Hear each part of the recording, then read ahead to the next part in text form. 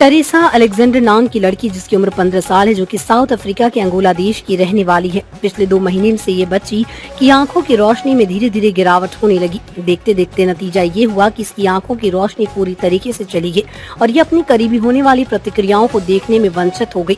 धीरे धीरे इसके सर में भी काफी दर्द की शुरुआत होने लगी। टेरेसा के घर वालों ने इसे डॉक्टर के पास ले गए, जहाँ पता चला कि टेरेसा के दिमाग में एक ट्यूमर है जिसे क्रैनियोफ्रेंजियोमा नाम की बीमारी कहते हैं। इस बीमारी का इलाज अंगोला में संभव नहीं था। टेरेसा के पेरेंट्स इस बीमारी के लिए कई देशों में बात कर चुके थे। इसी सिलसिले में उनकी बात अंगोला के ही सीनियर न्यूरोसर्जन डॉक्टर मयंडी इनोसेंटी से हुई, जो कि उसी समय लाइफलाइन हॉस्पिटल में विजिट पे थे। डॉक्टर मयंडी लाइफलाइन हॉस्पिटल, जो कि कई विदेशी मरीजों का सफल इलाज कर चुका है, उसके विश्व स्तरीय कार्य और हाई टेक्निक सर्जरी करने की गुणवत्ता को देखकर उन्होंने टेरेसा के पेरेंट्स को इलाज के लिए लाइफलाइन हॉस्पिटल आने को कहा।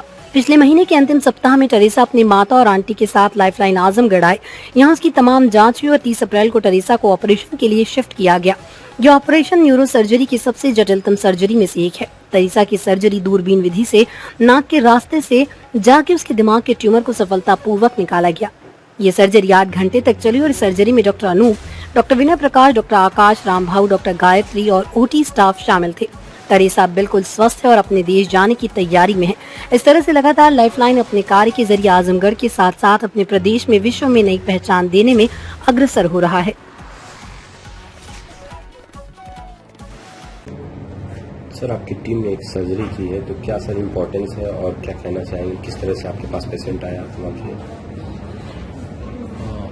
टेरेसा अलेक्जेंडर नाम की एक पेशेंट बहुत ही दूर, यहाँ से अफ्रीका के भी एक सुदूरवर्ती हिस्से अंगोला से हमारे पास आई।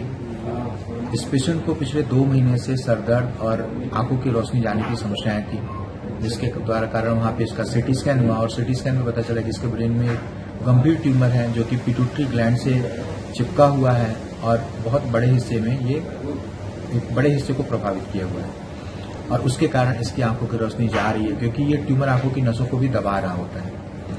चूंकि ये सर्जरी बहुत ही जटिल होती है, इसलिए और अंगोला का जो चिकित्सीय व्यवस्था है अभी उतना डेवलप नहीं है, तो इसलिए इस सर्जरी के लिए उन्होंने फिर विश्व स्तर पे कोशिश की और उसी समय डॉक्टर मयांडी, जो कि अंगोला के एक सीनियर मोस्ट न्यूरो सर्जन है, वो इंडिया आए हुए थे और आजमगढ़ में लाइफलाइन विजिट पे थे।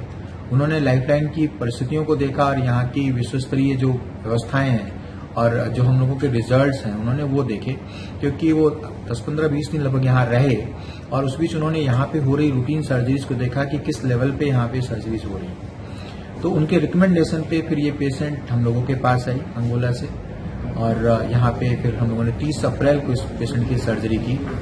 नाक के रास्ते दूरबीन विधि से ये बहुत मैराथन सर्जरी जब 8 घंटे की परफॉर्म की गई और ये इवन नाक के रास्ते की रूटीन सर्जरीज नहीं थी, ये नाक के रास्ते की बहुत जटिलतम सर्जरीज में से एक थी। इसको एक्सटेंडेड ट्रांसनेजल अप्रोच के थ्रू किया जाता है और ऑपरेशन के इमीडिएट पोस्ट ऑप में भी पेशेंट को कुछ समस्याएं हुई, तुरंत रीएक्सप्लोर करके दोबारा उसकी समस्याओं को दूर किया गया और अब पेशेंट 2 से 3 दिन के बाद स्टेबल हो गई, पूरी तरह होश में आ गई और अब वो वापस अपने देश वापस जाने की तैयारी में है, क्योंकि पूरी तरह स्वास्थ्य लाभ कर रही है। कितने घंटे से सर्जरी रही और क्या दिक्कतें आपको भी कुछ फेस करना पड़ेगा? कन्वर्सेशन भी इनसे दिक्कत हुई होगी? देखिए, सबसे बड़ा तो एक समस्या लैंग्वेज बार का ही होता है और इनका न अटेंडेंट्स को हिंदी आती थी न इंग्लिश आती थी, तो खुद में एक बहुत बड़ी समस्या थी जिसके द्वारा इसको मैनेज करना था।